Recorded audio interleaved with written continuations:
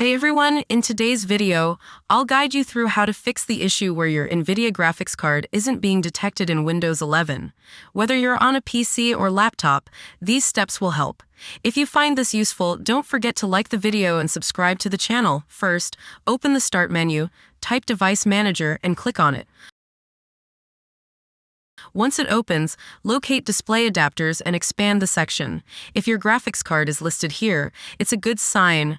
At the top of Device Manager, click on Scan for hardware changes. This will prompt your computer to detect any hardware that isn't showing up. Next, go to the View menu and select Show Hidden Devices. If your NVIDIA graphics card is hidden, this will reveal it. If you see your graphics card listed, right-click on it and check if the option Enable Device is available. If it is, click on it to enable your graphics card. If your card still isn't detected, you may need to reinstall or update the drivers. Open your browser, search for NVIDIA app, and go to the official NVIDIA website.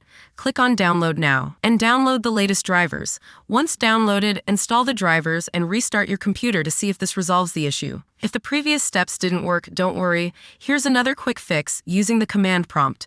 First, open the Start menu and type Command Prompt. When it appears, right-click on it and select Run as Administrator. Next, copy the command provided in the description of this video and paste it into the command prompt window. Once pasted, press Enter. The command will execute in just a few seconds. Now, type Exit and press Enter to close the command prompt. Finally, restart your PC. After the restart, check if your NVIDIA graphics card is now detected. If none of the above steps work, resetting your PC might help. Here's how. Go to Settings, open System, open Recovery, and select Reset this PC. Remember, this will delete some files, so back up anything important first. This step is a last resort, but it can often resolve stubborn issues. And that's it. These steps should help you get your NVIDIA graphics card detected in Windows 11.